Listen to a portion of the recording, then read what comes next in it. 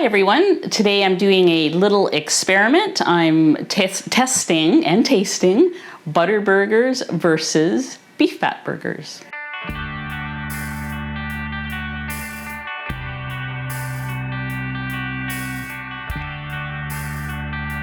I'm Anita from KetogenicWoman.com, where I share keto and carnivore recipes and other cooking ideas that have helped me to lose almost 140 pounds.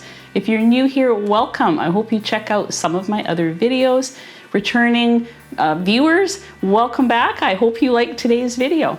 Okay, so my little test here. I am testing butter burgers. If you don't know what butter burgers are, you've been missing out because they're super juicy. So I am going to do half a batch of these burgers with butter, frozen butter. And I'll talk about about that when we get to that part. And I'm going to do the other half with frozen ground beef and just get you a little close up so you can see that it looks just like ground beef, but it's all fat. So the advantage of making the burgers this way is that they are super juicy. I have had the butter burgers before, but I've never done it this way. And I want to find out for those people that cannot do butter for whatever reason, there's various reasons why people can't do butter, if they can do it like this and it's just as juicy. So that's what I want to find out today. And so what is in here, I'm using 1 pound of ground beef, and I'm using the Kirkland organic lean ground beef. I like the taste of it very much. I'm gonna split it in half and put it into the 2 bowls. And in each bowl is going to be it's going to be a quarter of a stick of fat. So normally I make 1 pound to half a stick of butter. So I'm doing half a pound. A quarter stick of butter is 2 tablespoons or 1 ounce. So I think this cube here will do it. And then I'll measure out this beef fat here to get the 1 ounce of beef fat. Mix it together gently, and then we'll go and fry them up and have a taste test. Before we do that part though, I need to talk about today's sponsor for this video. It is Element. So what is Element? It's a very delicious electrolyte drink that contains everything your body needs without the junk ingredients. You can use it in plain water. You can use it in coffee. You can make popsicles. You can make electrolyte gummies. I have recently quit drinking coffee, and I have recently been sick. You can probably still hear it in my voice. I'm still struggling with having a full voice again. So my favorite thing lately has been a full mug of boiling hot water with 1 wedge of lemon, and this wedge of lemon lasts me all day. I just sip on this throughout the day, and I put in the raw unflavored. And I put in partial packs because I spread that out throughout the morning or the day as well. I'm getting, the lemon, and I'm getting these ingredients, which are 1,000 milligrams sodium, 200 milligrams of potassium, and 60 milligrams of magnesium. This is their science-backed formula. And so by the time the day ends, I'm getting 1 or 2 packs of these and keeping my throat hydrated, as well as keeping those leg cramps I get at bay. So right now, Element is offering to my viewers this 8 flavor sample pack with any purchase from their website. You get all 8 flavors to try. You can see which one you like the best, or you can share with a friend to introduce them to electrolytes. So to get your free sample pack with any order, go to drinkelement.com/ketogenicwoman. That's DRINKLMNT.com/ketogenicwoman. The link will be on the screen below as well as in the notes so that you can click on it and make your order. So thank you, Element, for sponsoring today's video. Now we're going to get back to the burgers. Okay, so I am going to just approximate the half, just slicing it in half and putting half in one bowl. Whoops, I saw some of that come over. Belongs to this half. Okay. Now this is already ground, so I don't have to do anything with it. You can use a box grater. I like to use my rotary cheese grater because it grates it up super fast and there's no time for it to melt and all that. So I'm going to grate this quickly right now. There we go. That looks like we've got it all. There might be a little bit stuck to some pieces, but that's okay. And all these pieces go into the dishwasher. So that's the other thing I like about it. We want all that butter in there. Okay, so we have our butter here, and I'm just going to put it into one of these. I'm not adding any other ingredients to the ground beef. The less you handle this, the better. So I'm just going to break it up gently with my hands and fold in the butter where I can.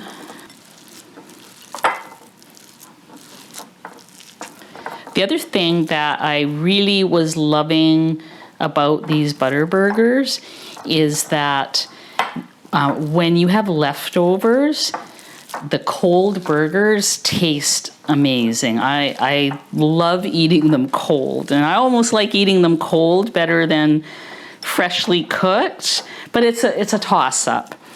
So I'm just trying to stuff all the butter inside here. Okay, so that one is pretty much good to go.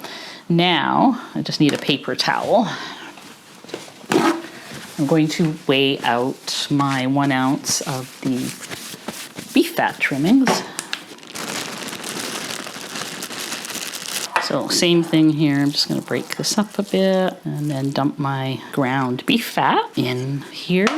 And I know that some of you might be thinking, well, why not just buy the higher fat ground beef? So where I live, it's really hard to find it, for one thing. It's very rare that you can find, they call it regular, and it's not even as high fat as what this will be now.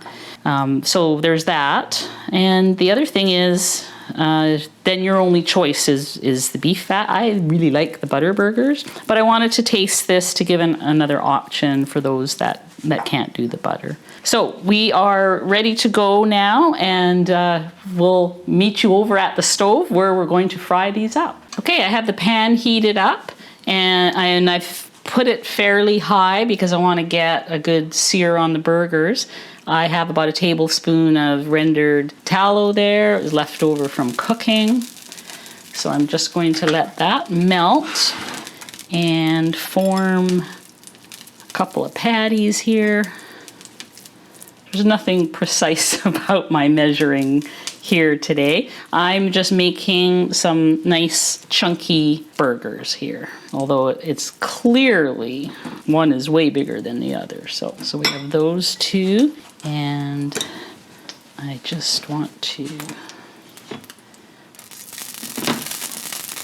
this particular pan that I have here, it's a braising pan, but I like it because I'm going to use the lid, and but the handles are hot, so you don't want to touch those handles. So I'm just going to get those started and then form my other two patties really quick.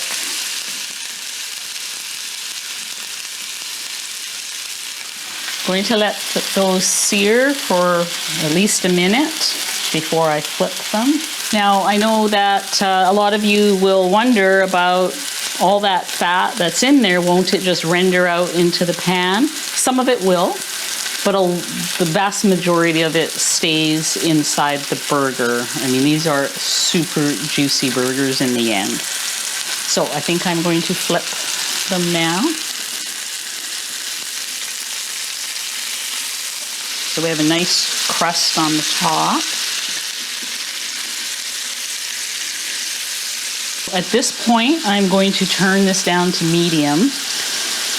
How you do the rest is going to depend on how you like your burgers. I like mine medium rare, so I will be taking mine out sooner than many of you will. And I know that many of you will be shocked that I like my burgers pink inside, but I really do. But even if these were cooked well done, and maybe I'll leave one in the pan, I don't know, they're still going to be very juicy. So at this point, I am going to cover it, and I'm going to put my timer on for 4 minutes. And I've got it turned down quite a bit, down to medium. So it'll cook gently and somewhat inside, and then we'll test it with the meat thermometer. I don't have a oven mitt. Okay, look at these burgers. They are looking juicy. They are right where I like them. They're in that 140 to 150. So I'm going to call them done. Don't be horrified. Keep them in there for 6 minutes if you don't like to see any pink or red inside. So I'm going to bring the pan over to the counter, and then we're going to give them a taste test. Okay, now will I remember which ones are beef and which ones are butter? I mean, they're all beef, but butter fat versus beef fat. I can see butter oozing out of this one. I'm going to take this one over here. I feel like this is a beef fat one. Oh, here comes Pippi. Oh, so one thing that I forgot to do while usually I put my salt on while I'm cooking them, and I completely forgot to do that. I do like to have salt on my burgers. On them, not necessarily in them. So let's give this one a try. Oh, Pippi, you're waiting for yours, but you have to let me try first. I'm going to give this one a try. I won't show the inside because I don't want to shock people. Well, okay, just a little peek. There you go. That is juicy and delicious. Let's try the beef fat one. What more do you need in life? That's also juicy and delicious. So for those of you who cannot do butter, I got that ground beef fat from my butcher. I asked my butcher if I was actually looking for fat trimmings that day, and they showed me that, and I'm like, no, that's not fat trimmings, but I'll use it for something else. And this is a perfect way to use them, especially if you're not having an easy time finding the ground beef that has more fat in it. Many places sell lean and extra lean. So I like them either way. I have a slight preference for the butter burgers because of just that little bit of extra flavor that they give you. But that's me. You can also, if you're not strict carnivore, you can add other seasonings in there to amp up the flavor. Smash them down, like get that browning reaction. These ones I like to keep them juicy. So there you have it. We have our beef butter burgers versus beef fat burgers. They both are excellent. I hope you give it a try. We'll see you guys in the next video.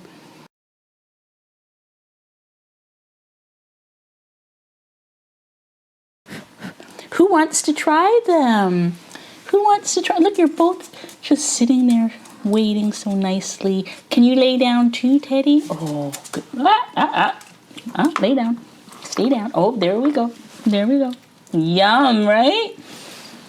Yay! Hopefully it'll all land in the bowl. That's one. Oops. I didn't have this secured. There's the clip. Okay. Are we still rolling? Still rolling. Okay. Oops. Okay, so this has a thing where you can fasten it, and I didn't do that.